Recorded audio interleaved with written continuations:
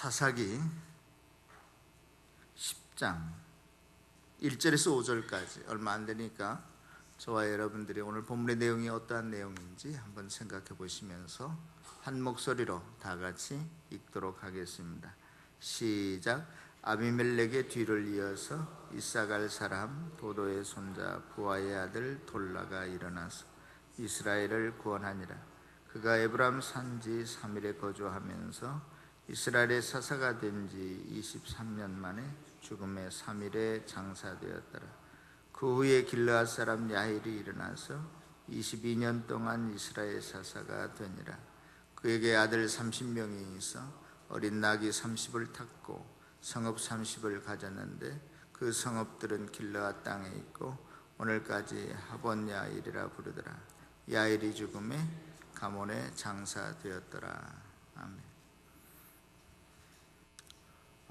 어느 며느리가 저에게, 목사님, 시어머니께서 저에게 손대지 말라고 말씀하시고 이것도 해주시고 저것도 해주시고 다 해주셨는데 이 명절이라는 게 온 시집 식구들이 다 모여 있으니까 너무나 힘들고 피곤하고 또 어렵더래요.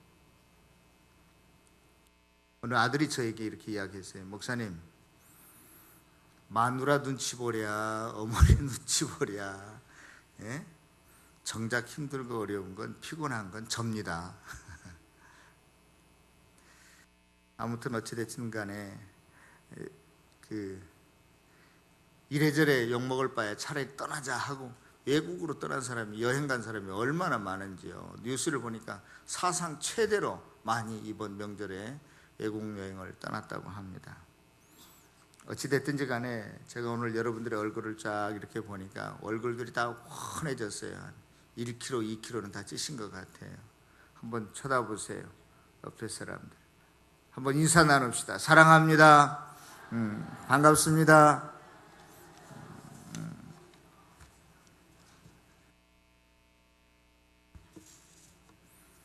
제가 다시 한번 오늘 본문을 여러분들에게 읽어드리도록 하겠습니다. 하나님의 말씀은 사사기 10장 1절에서 5절까지입니다. 아비멜렉의 뒤를 이어서 이사갈 사람 도도의 손자 부하의 아들 돌라가 일어나서 이스라엘을 구원하니라. 그가 에브라임 산지 3일에 거주하면서 이스라엘의 사사가 된 지 23년 만에 죽음에 3일에 장사되었더라. 그 후에 길르앗 사람 야힐이 일어나서 22년 동안 이스라엘의 사사가 되니라. 그에게 아들 30명이 있어 어린 나귀 30을 탔고 성읍 30을 가졌는데 그 성읍들은 길르앗 땅에 있고 오늘까지 하본 야힐이라 부르더라. 야힐이 죽음에 가몬에 장사되었더라. 아멘. 오늘 본문의 내용을 보면 그 내용이 설교하기에 너무나 빈약하고 또 소재거리가 없기 때문에 이런 본문을 가지고 설교하는 것은 마치 아무 재료도 주지 않으면서 요리하라고 하는 것과 또 비슷하지요. 그래서 설교자들에게는 아주 죽을 맛입니다. 오늘 본문을 좀 보겠습니다. 오늘 본문에 보니까 이제 기드온에 이어서 사사가 된 돌라는 사사가 된 지 23년 만에 죽었고, 또 그 뒤를 위해서 야힐이 사사가 되었는데 아들 30명을 두었고 성읍 30개를 가지다가 22년 만에 죽었더라. 다른 내용을 아무리 찾아볼래야 찾아볼 수 없는 그러한 본문입니다.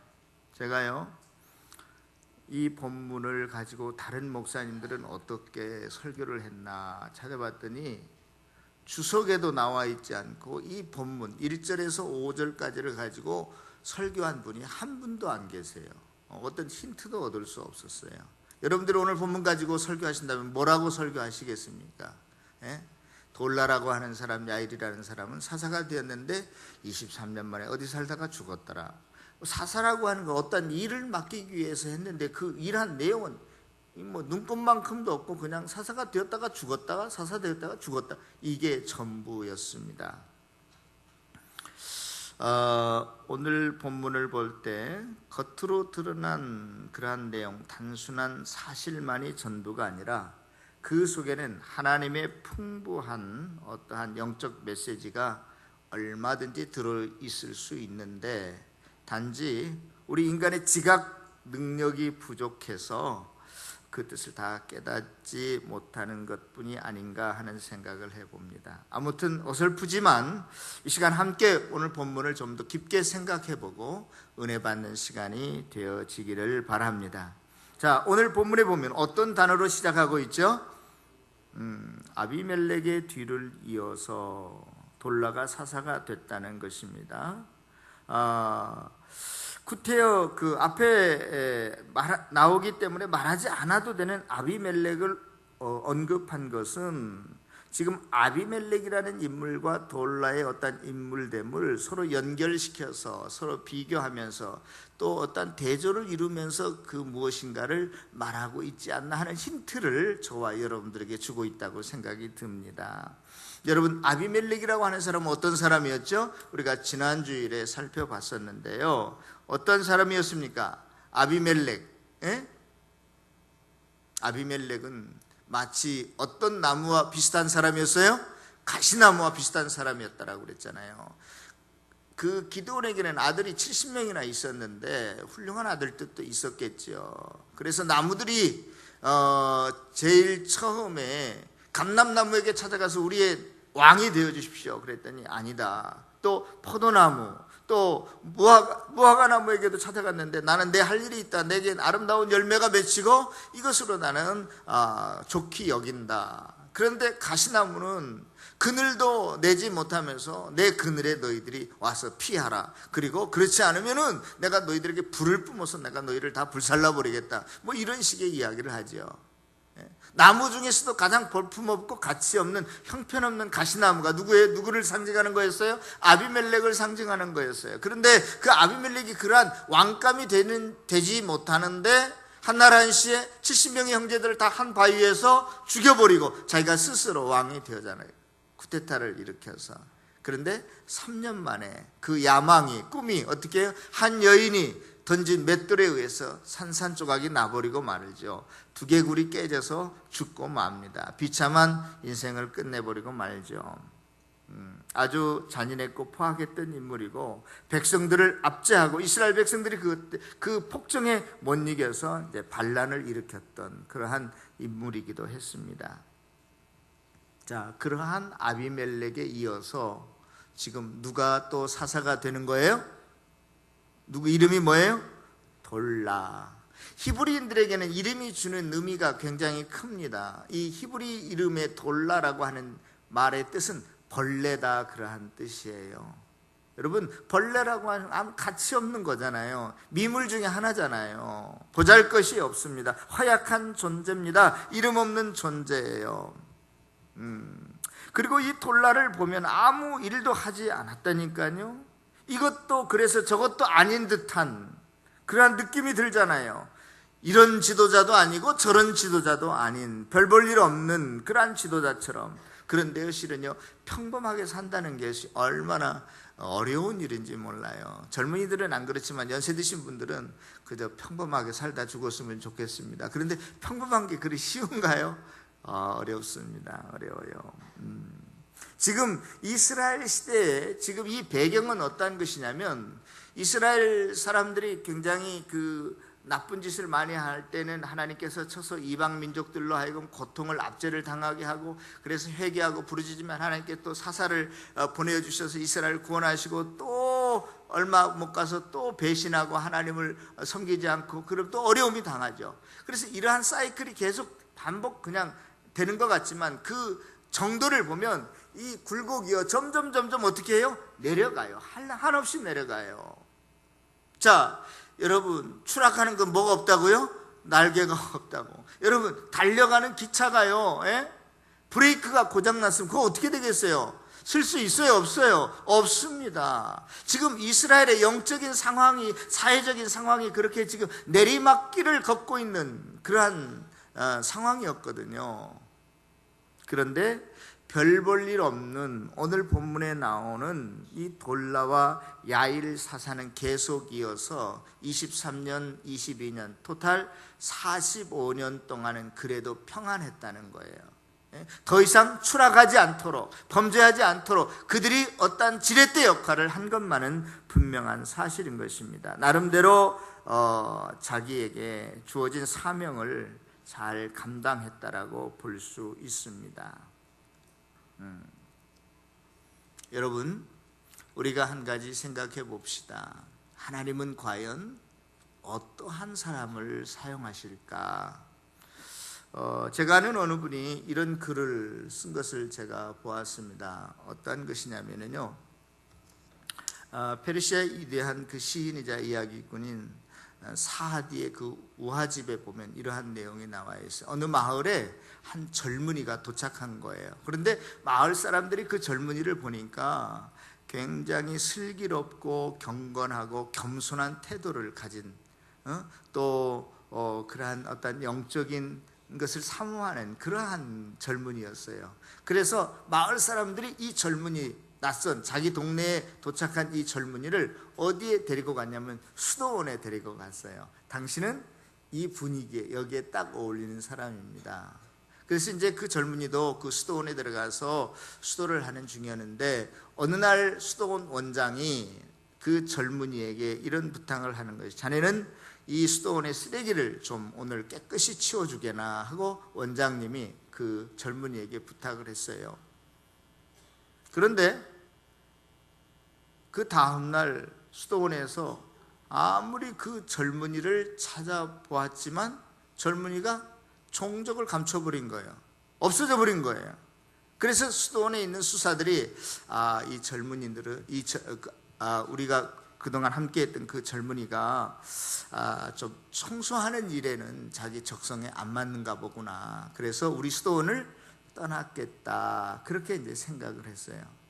그런데 그 다음 날 그 수도원에 살던 한 수도승이 이제 시내를 나갔는데 길거리에서 그 젊은이를 본 거예요. 아니, 이게 어떻게 된 일이냐. 원장님이 당신에게 우리 수도원 안에 있는 쓰레기를 다 치우라고 했는데 왜 치우지 않고 여기에 이렇게 도망와 버렸느냐. 그랬더니 그 젊은이가 이렇게 말하는 거예요.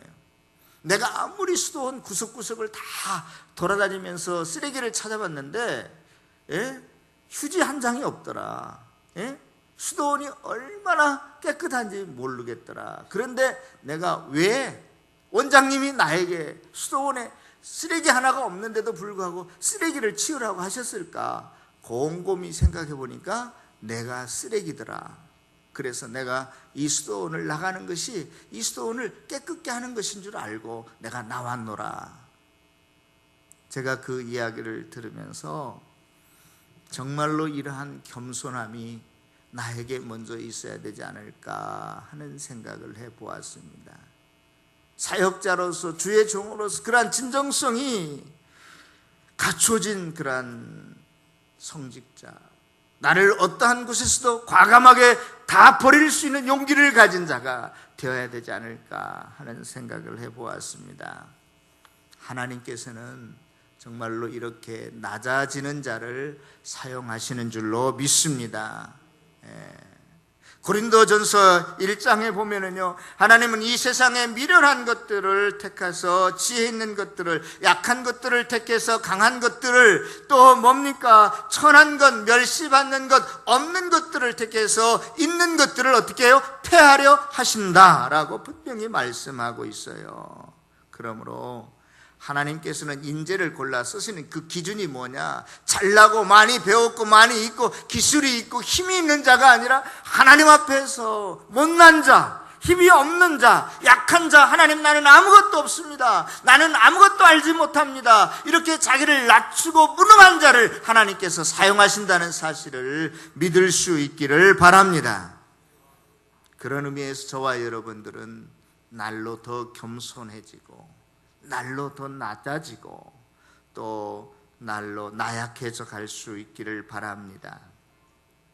하나님께서요, 많은 민족들 중에서 특별히 유독 이스라엘 민족을 택하신 이유가 있어요. 여러분들 히브리 민족이 머리가 좋은 줄 아십니까? 히브리 민족이 기술이 좋고 손재주가 많고 강인한 체력이 많아서요, 숫자가 많아서 하나님께서 이스라엘을 택한 줄 아십니까? 우리 한번 성경을 찾아볼까요?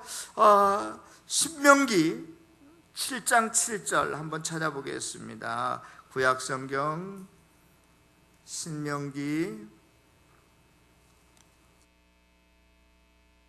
한번 찾아보겠습니다. 하나님께서 유대인들을, 이스라엘 백성을 왜 택했는가? 신명기 7장 7절 우리 다 같이 함께 읽어보도록 하겠습니다. 신명기 7장 7절입니다. 시작. 여호와께서 너희를 택하시고 너희가 다른 민족보다 수요가 많기 때문이 아니라 너희는 오히려 모든 민족 중에 가장 적으니라. 숫자만 적은 게 아니라 작다는 의미 안에는 너희들이 모자란 놈들이기 때문에, 너희들이 있는 것도 없고 기술도 없고 머리도 모자란 놈들이기 때문에 내가 너희를 택했어. 똑똑한 놈 택하면 지 머리 믿고 내가 이렇게 훌륭하게 된 줄로 알고, 힘 있는 자 택하면, 수요가 많은 민족을 택하면 자기가 이렇게 많아서 무엇인가 이루었다라고 생각할까봐 이스라엘 민족을 보니까 제일로 째말이에요. 제일로 못난 놈들이라고요. 숫자도 제일로 빈약했어요. 그래서 하나님께서 이스라엘을 택했다. 믿습니까? 그러므로 저와 여러분들이 하나님께 택함을 받고 사랑을 받고 하나님께 사용을 받으려면, 하나님은 교만한 자를 대적하시지만 그러나 어떠한 자에게 은혜를 베풀어 주신다? 겸손한 자에게는 은혜를 베풀어 주신다. 더 낮아지고 겸손해지고 또 나약한 존재들이 되어가는 저와 여러분들 되어지시기를 바랍니다. 우리가 지난번에 기드온과 기드온의 300명 용사를 이야기했지만은요, 용사라고 이야기했지만 실상은 그들 300명이 한 게 아무것도 없었어요. 전쟁 나가서 빈 항아리 들고 횃불 들고 소리친 것밖에 없어요. 그들이 싸운 게 없습니다. 그러나 하나님께서는 그들을 사용하셔서 그 놀라운 전투에서 큰 대승을 이루게 해주셨어요. 그들이 활 쏘지 않았어요. 칼 휘두르지 않았어요. 어떻게 보면 300명 용사가 아니라 째마리들이라고요. 단지 하나님 사랑하고 의지한 것밖에 없어요. 저와 여러분들이 하나님께 쓰임을 받으려면 이처럼 하나님 앞에서 더 낮아지고 하나님을 붙들고 하나님을 의지해가는 성도들 되어지시기를 바랍니다. 우리가 이 세상에 살면서 뭔가를 이룰 수 있고 능력 있게 살 수 있는 근거는요, 나에게 있지 않습니다. 이 땅의 것에 있지 않습니다. 제가 새벽기도에 제일 많이 이야기하는 게 있어요. 새벽기도에는 우리 연세 드신 할머니들, 권사님들이 많이 나오는데, 제발 권사님들 내가 힘 떨어졌다고, 나이 많이 있다고, 배운 게 없다고, 돈 없다고, 할 수 없다 이런 소리 하지 맙시다. 그것은 세상 사람들이나 그렇게 할 수 있는 말이에요. 우리가 하나님을 믿는다면 우리는 무슨 힘이 있고 없고, 나이가 많고 적고, 돈이 있고 없고, 그래서 이 땅을 살아가는 자들이 아니라 하나님의 능력으로 살아가는 자들이기에, 저와 여러분들은 항상 하나님 앞에서 겸손하면 돼요. 하나님의 힘으로, 하나님의 기술로, 하나님이 주시는 지혜로 승리해 갈 수 있는 저와 여러분들이 다 되어지시기를 축원합니다. 두 번째요, 오늘 사사기에 보면 돌라가 어떻게 했어요? 일어나서, 그 3절에 보면 야일이 일어나서, 다른 사사들은요 그들이 사사가 된지라 그렇게 돼 있는데, 이 사람들은 먼저 그들이 어떻게 했다고요? 일어났다라고 하는 단어를 쓰고 있어요. 다른 사사들과 좀 다른 점입니다. 일어났다라고 하는 것은 어떤 신체적인 행동을 의미하잖아요. 그런데 그러한 것을 가르치지만 그 행동이 의미하는 바는 어떤 것이냐면, 반대로 앉아있는 삶은 무엇을 나타내냐면 자기만을 위한, 자기 유익만을 위한 살아가는 삶이라고 한다면, 일어서는 삶이라고 하는 것은 뭐냐? 내가 아닌 다른 사람을 위해서 살아가려고 일어섰다, 그러한 뜻이에요. 무슨 말씀인지 아시겠어요? 지금까지 이 야일과 사사는 지금 저와 여러분들이 앉아 있어요. 다들 저와 여러분들은 똑같기 때문에 누구 하나 주목하지 않습니다. 그런데 성호 형제 한번 일어나 보세요. 그 자리에서 사람들이 다 누구를 봐요? 이 사람 봐요. 저 사람 키가 생각보다는 짜리몽땅하네. 이거 미남이네. 다 주목하고 보면 앉아야 됐어요. 앉아 있을 때는 너나 나나 다 똑같기 때문에 누구 하나 주목하지 않아요. 근데 일어서면 벌써 사람들에게 주목을 당하게 됩니다. 저 사람 일을 잘하니 못하니, 왜 목사가 저러니, 왜 장로가 저러니, 권사가 저러니, 자꾸 구설수에도 오를 수 있어요. 그런데요, 여러분, 그것 때문에 여러분들이 다시 주저앉고 나만을 위하는 이기적인 삶을 살아가지 않기를 바랍니다. 야일이나 돌라는 이전까지는 앉아서 오직 나만을 바라보고 내 가족만을 위한 삶을 살았다면, 이제부터는 일어나서 이웃을 위해서 민족을 위해서, 나라를 위해서 돌아보기 시작했다는 것입니다. 굉장히 중요하죠. 공적인 일을 시작했다는 거예요. 어느 누구나 사적인 것 있어야 됩니다. 필요합니다. 그러나 사적이고 개인적인 삶만을 위해서 이 생을 살아간다면 그 사람은 분명히 미숙한 사람입니다. 어린아이와 같은 사람입니다. 우리가 나도 먹을 것이 좀 모자라지만 내 먹을 것을 떼어서 이웃을 위해서 사용하는 사람은 성숙한 사람이라고 하지요. 그렇죠? 어린아이들 보십시오. 과자를 2봉지 3봉지 그거 혼자 다 못 먹어도 자기 거니까 움켜잡고 다른 사람 나눠주지 않습니다. 지금 야일이나 돌라가 일어났다라고 하는 것은 그러한 의미라니까요.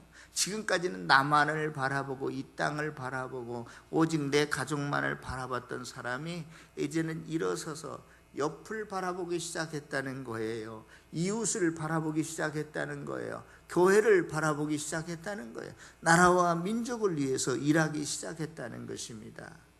여러분, 믿음의 사람이라고 하는 것은 그러한 사람이 되어야 돼요. 자기만을 위해서 살아가는 것은요, 개도 돼지도 그렇게 생각해요. 그렇게 살아갈 수 있어요. 일어나 빛을 발할 수 있기를 바랍니다. 여러분, 이제 공적인 삶, 내가 이제는 더욱 그 어린아이와 같은 미숙한 자의 삶이 아니라 좀 더 성숙한 자의 삶을 살아갈 수 있기를 바랍니다. 어떤 분들은요, 자기가 목자로, 목녀로, 집사로, 권사로, 장로로, 목사로 헌신해놓고 내가 일어나서 이웃을 돌보기로, 이웃을 위해서 살기로 헌신해놓고 그냥 또다시 주저앉아버리는 사람이 있어요. 자기에게 맡겨진 사명을 감당하지 않고 그냥 나만을 위해서 살아가는 사람이 있단 말이에요. 아이고 목사님, 나 직장 다니기도 바쁩니다. 요즘 현대인들은요, 신방이 안 돼요. 다 부부간에 일터에 나가서 일하기 때문에 집에 있는 사람이 없습니다. 할머니는 할머니대로 바빠요. 노인정 가시느라고 집이 다 텅텅 비어 있어요. 자기만 직장 다니는 줄 알아요. 자기만 시간이 없고 나만 바쁘고 나만 힘든 줄 알아요. 그러면은 목사직 내놓아야 되죠. 장로, 권사, 집사 내놓아야 됩니다. 다 바빠요. 바쁘지 않은 사람 없습니다. 우리 장로님들이 더 바빠요. 우리 권사님들이 더 바빠요. 그럼에도 불구하고 하나님께 내가 이웃을, 교회를 위해서, 나라와 민족을 위해서 헌신하겠습니다라고 우리가 함께 공적으로 그 일을 놓고 일어섰고 기도했던 사람들인데 다시 주저앉은 사람들, 그러면 안 됩니다. 하나님께서 저와 여러분들을 일을 하라고 맡긴 거예요. 더 이상 어린아이처럼 너만을 나만을 위해서 살지 말고 하나님의 나라와 민족을 위해서 살라고, 교회에 충성하라고 그 직분을 맡기셨는데, 그 직분에 대해서 여러분들이 소홀히 여긴다면 하나님께 소홀히 여김을 받을 것입니다. 꼭 충성을 다할 수 있기를 부탁합니다. 자, 두 번째, 이렇게 일어나서 이 야일과 돌라를 보면 무엇을 구원하니라? 이스라엘을 구원했다라고 하는 이 히브리어 야사라고 하는 단어도요, 여러 가지가 있어요. 오늘 본문에 보면 그들이 사사로 일어나서 이스라엘의 그 어려운 처지를 구원한 거죠. 구출한 거죠. 마치 119 대원들이요, 깊은 구덩이에 빠진 사람을 구출해내고 또 뭐 바닷속에 빠져가는 사람을 구출해내는 것처럼, 어떤 어려움이나 환경에 처해 있는 사람들을 구조해내는 거예요. 이게 빠져있는 사람 건져내는 거예요. 의사가 죽어가는 사람을 살려내는 것처럼 그렇게 구원하는 것, 그것이 뭐냐? 야사라고 하는 단어예요. 저와 여러분들이 그리스도인으로서 나라와 민족에 대한 책임도 질 수 있기를 바랍니다. 그래서요, 우리 여러분들이 잘 아는 그 독립선언서에 보면 33명의 민족 지도자가 사인을 했는데 거기에 과반수가 넘게 17명이나 다 뭐예요? 목사님, 크리스천 장로님들이 다 끼어 있었어요.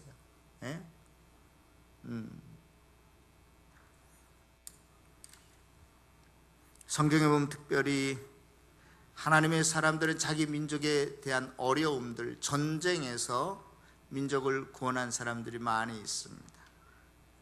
우리가 국방의 의무도 잘 감당해야 될 것입니다. 원수들로부터 구원하는 것, 병으로부터 구원하고, 불의로부터 구원하고, 특별히 죄로부터 영혼들을 구원하는 저와 여러분들 되어지시기를 바랍니다. 10월 우리 장로님께서 기도하신 대로 19일 날은 추수감사주일이고, 그래서 1년 동안 하나님께서 여러 가지 우리에게 해주신 것에 대해서 감사하는 주일이고, 그 다음 주일 10월 26일은 예전에 우리가 같이 지켰는데 너무나 복잡하다 생각해서 VIP 전도주일을 그 다음 주일 10월 26일로 정했습니다. 여러분들 1년에 최소한 우리가 살아있다라고 하는 증거라도 좀 어떻게 나타내기 위해서 뭘 해야 되냐면 열매를 맺어야 되는데, 최소한 몇 개는 맺어야 되겠어요? 몇 개? 내가 2명도 안 바랜다니까? 열매를 몇 개는 맺어야 된다고요? 그래야 그 열매 맺는 나무의 존재 의미가 있잖아요. 하나님께서 나를 구원하신, 나를 하나님께서 열매 맺는 나무로, 하나님께서 포도나무 가지로 만드신 이유가 있잖아요. 그걸 우리가 좀 맺혀드려야 되지 않겠어요? 2명 데리고 오지 마십시오. 꼭 몇 명? 1명. 그냥 그 주일만 왔다가 그냥 그 다음날부터 안 나오는 그러한 사람 말고, 한번 여러분들이 마음속에 다짐하고 하나님, 나는 할 수 없지만 그러나 내게 능력 주시는 자 안에서 내가 할 수 있고 성령이 도와주셔야 그 영혼이 거듭나니까 한번 사생 결단하고 기도하면서, 하나님, 내가 지난 20년 동안, 30년 동안, 50년 동안 단 한 사람 열매를 못 맺었을지라도 이번만큼이라도 좀 한번 맺게 해주세요 하고 지금부터 한번 기도하세요. 지금부터 기도하세요. 정 안 되면, 야 영철아, 너 다음 주부터 교회 나와. 그럼 내가 너 일당 5만 원씩 줄게. 그렇게 해서라도 한번 해보세요. 여러분들이 우리가 뭘 희생하지 않고 하려고 하면 아무 일도 일어나지 않아요. 이번 기회에, 올해는 꼭 한 영혼씩 열매를 맺는 저와 여러분들 되어지시기를 바랍니다. 우리가 있잖아요, 겸손하고 낮아지고 일어나고 전도하는 것이 있죠. 우리의 희생이, 섬김이, 사랑이 없으면 절대로 열매 맺을 수 없습니다. 일어나셔서 우리가 이웃 다른 영혼들을 위해서, 교회를 위해서, 나라와 열방을 위해서 일하시고 섬김, 여러분들이 다 사랑하시고 그러면 돼요. 안 될 거 없어요. 하나님께서 일하는 자를 사용하실 줄로 믿습니다. 나만이 아니라 세계를 향해서 나아가는 저와 여러분들 되어지시기를 축원합니다. 일어나셔서 땀을 흘려야 돼요. 희생해야 됩니다. 그래야 열매 맺을 수 있어요. 제가 니콜스라고 하는 선교사님 이야기를 좀 해드릴게요. 1967년도에 일어난 일인데요. OM 선교회에 소속되어 있는 그 선교사님이에요. 이 선교사님이 인도로 이제 선교를 하러 갔어요. 그러니까 이제 간지 얼마 안 되니까 인도에는 여러 많은 부족어들이 많이 있잖아요. 그러니까 그 자기가 들어가서 사역하고자 하는 그 부족어도 전혀 거의 몰랐어요. 준비는 해갔지만 전혀 통하지 않았어요. 그런데 환경이 열악하다 보니까 그 니콜스 선교사님이 거기에 가셔서 이제 선교를 막 시작하려고 하는데 그만 결핵에 걸리게 됩니다. 그래서 국립 그 결핵 요양소에 들어가게 되는데, 지금 우리나라도 사설병원은 시설이 좋지만 저기 은평구에 있는 국립 결핵 요양원 같은 데는 제가 가보니까 좀 시설이 좀 그렇게 좋지가 않더라고요. 인도도 그랬던 모양이에요. 국립의료원에 이제 입원을 해서 들어갔는데 거기는 주로 못 사는 사람들, 휴일이 돼도 면회객 한 명이 없는 길거리 버려진 행여 환자들, 이런 사람들이 그 병원에 있었어요. 니콜스 선교사님이요, 그 병원에 들어갔지만 선교사의 본분이 뭐예요? 복음을 증거하는 거잖아요. 그러니까 자기가 말도 통하지 않고 그러니까 가지고 간 쪽복음 있잖아요. 마태복음, 누가복음 이렇게 다 나누어진 쪽복음, 그 현지 부족으로 번역된 그 쪽복음을 나눠주는 일이 그 일이 전부였어요. 자기 선교사예요. 말도 안 통하지 아무것도 안 되니까 그저 그 복음 서적을 나눠주는, 쪽복음을 나눠주는 게 자기 사역의 전부였다고요. 그래서 병원에 입원했지만 부지런히 나눠줬습니다. 그런데 어느 누구도 받지를 않은 거예요. 그 쪽복음도 안 받는 거예요. 하루는 병실에서요, 여기저기에서 기침 소리 때문에 새벽 2시에 깼습니다. 자기 침대 건너편 저쪽에서는 할아버지가 똑같이 일어나셨어요. 그런데 그 할아버지를 가만히 보니까 일어나려다가 또 주저앉고, 일어나려다가 또 주저앉고, 계속 힘이 없으니까 그렇게 보였어요. 보다가 이 니콜스 선교사님도 그냥 잠이 들었어요. 근데 그 다음날 아침 깨어보니까 그 할아버지에게 무슨 일이 일어난 줄 알고 있습니다. 그 할아버지가 밤에 깬 것은 다른 게 아니라 화장실을 가기 위해서 깼는데 너무나 힘이 떨어지니까 일어나다가 주저앉고, 그래서 그냥 옷에다가 그 용변을 보고 만 거예요. 그러니까 온 병실에 지독한 냄새가 났습니다. 같은 병실에 있는 사람들이 막 소리를 치고 그 할아버지를 욕하고, 간호사가 들어왔는데 그 환자 할아버지를 뺨을 때리고 막 그랬어요. 근데 그 다음날 밤에 똑같은 일이 또 일어나는 거예요. 니콜스 선교사가 보니까 그 할아버지가 또 밤중에 일어나셔서 또 주저앉고, 일어났다가 또 주저앉고, 니콜스 선교사가 가만히 물끄러미 바라보다가 니콜스 선교사가 일어나서 그 할아버지에게 찾아가서 그 할아버지를 붙들고 화장실에 갔습니다. 그런데 그 화장실이 덩그렇게 구멍만 뚫린, 하나만 뚫린 재래식 화장실이요. 이 할아버지는 엉거주춤 앉아있고, 뒤에서 이 니콜스 선교사가 그 할아버지를 붙들고 모든 볼일을 보고 일을 마치고 무사히 그 할아버지 침대까지 모셔다 드리고 자기도 잠이 들었습니다. 그 다음날 아침이 됐는데 그 방에 있던 어떤 다른 환자 하나가 따끈한 홍차를 타가지고 와서 니콜스 선교사님에게 권하는 거였어요. 그러면서 당신이 나누어주는 책을 한 권 달라고.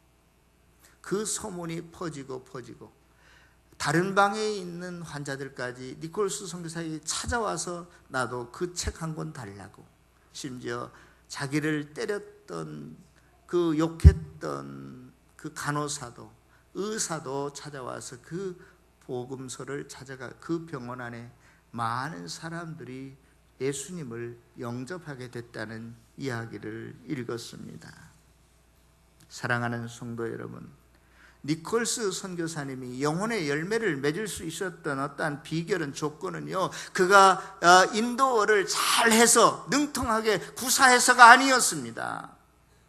그에게 건강이 있어서, 그에게 돈이 있어서가 아니었습니다. 기술도 없었어요. 니콜스 선교사님도 똑같이 다른 환자와 똑같이 병든 모습으로, 나약한 모습으로 있었지만 그를 일어나 섬겼을 때에 그에게 영혼의 열매가 맺혀진 줄로 믿습니다. 사랑하는 성도 여러분, 니콜스 선교사님이 전날은 바라만 보았지만 그 다음날 자기가 일어섰던 것처럼 저와 여러분들도 일어설 때에 나의 작은 수고 하나가, 땀 흘려 일한 그 일이, 조그마한 희생 하나가, 그 섬김이 얼마 되지 않는 그 뒤치다거리가 구원의 역사를 일으키는 줄로 믿습니다. 사랑하는 성도 여러분, 하나님께서 바로 이런 자들을 사용하신다는 사실을 믿고 저와 여러분들이 어떻게 하든지 간에 정말로 내가 큰 것을 하려고 하니까 다른 사람을 위해서 뭘 못하는 것 같아요. 추석 때도 마찬가지입니다. 이웃을 위해서 큰 걸 내가 항상 생각하니까 못해버리고 만드니까. 그러나 콩나물 반쪽이라도, 콩 반쪽이라도 나눠 가지면 그 이를 통해서 하나님께서 역사하시는 것 같아요. 마태복음 25장에 보면 마지막 날에 인자가 올 때요, 편을 갈라요. 너 이쪽에서, 너 이쪽에서. 그러면서 어떠한 예화를 드냐면, 목자가 양과 염소를 가르듯이 주님께서 이 땅에 오실 때 그렇게 저와 여러분들을 가른다는 거예요. 오른쪽에 있는 사람들은 양 같은 사람이고 왼쪽에 있는 사람은 염소 같은 사람들인데, 이렇게 말합니다. 이 양 같은 사람들에게 너는 이제 하나님 나라를 상속받아라. 그러니까 그 사람들이 깜짝 놀라가지고, 아니 우리가 뭐 때문에 그 놀라운 축복을 받습니까? 그렇게 말하죠. 그러니까 그때 주님께서 이러한 말씀을 하시죠. 너네들은 내가 줄일 때 먹을 것을 좀 주었고, 또 내가 목마를 때 냉수도 주었고, 또 뭐요? 헐벗었을 때 옷도, 내가 병들었을 때 감옥에 갇혀 있는데 너희들이 면회도 와 주었다. 아니, 우리가 주님 면회한 적이 없습니다. 주님 뭐 양복 한 벌 해드린 게 없습니다. 티셔츠 하나 사다 드린 게 없습니다. 그렇게 말할 때 주님께서 네가 조그마한 지극히 작은 자 하나에게 한 것이 곧 나에게 한 것이니라. 성도 여러분, 여러분들이 이미 선행을 많이 하는 줄 압니다. 그러나 한 번 더 해보세요.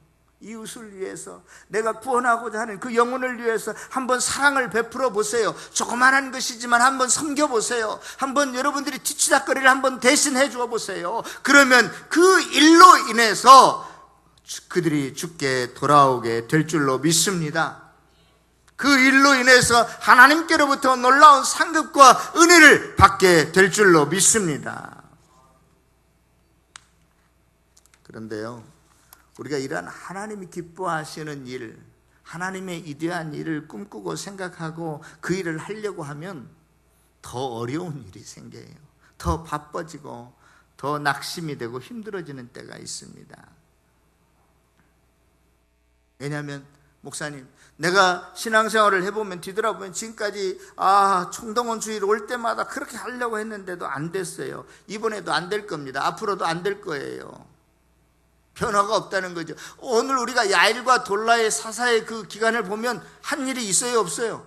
아무것도 한 일이 없는 것처럼 우리의 일이 그렇게 될까 봐 때로는 스스로가 낙심이 되고 절망이 되는 때 있어요. 그러나 사사 돌라처럼 그저 있다가 사라져 죽었다는 것이 아니라, 아무 일도 못했다는 것이 아니라, 여러분들이 일어나시면, 그리고 희생하면 된다는 사실을 아세요. 낙심하지 마세요. 절망하지 마세요. 돌라 때문에, 야일 때문에 그 땅의 평화가 45년 동안 깃들었던 것처럼, 하늘의 평화가 그들에게, 그 민족에게 임했던 것처럼 저와 여러분들께서도 하나님께서 사용하시면 그렇게 되어질 줄로 믿습니다. 우리의 선택이요, 삶이 큰 것이 될런지 작은 것이 될런지 아무도 모릅니다. 위대한 일이 될지 아니면 안 될지 우리가 결정할 수 있다면 얼마나 좋겠어요. 하나님께 쓰임받는 사람은 열매가 보이든 안 보이든 내게 유익이 있든 없든 일단 일어서는 거예요. 내가 더 이상 나만을 위해서, 내 가족만을 위해서 땀 흘리는 사람이 아니라, 살아가는 사람이 아니라 이제는 내가 다른 사람을 한번 바라보는 거예요. 이웃을 바라보는 거예요. 교회를 바라보는 거예요. 그래서 충성과 하나님의 나라와 의를 먼저 구할 때에, 그렇게 행하고 또한 희생하고 섬기는 자들이 될 때에 평범한 것 같지만 하나님께서 저와 여러분들을 통해서 하나님의 역사를 이어가게 될 줄로 믿습니다. 하나님의 역사를 이어가는 저와 여러분들 되어지시기를 다시 한번 주님의 이름으로 축복합니다. 기도하겠습니다.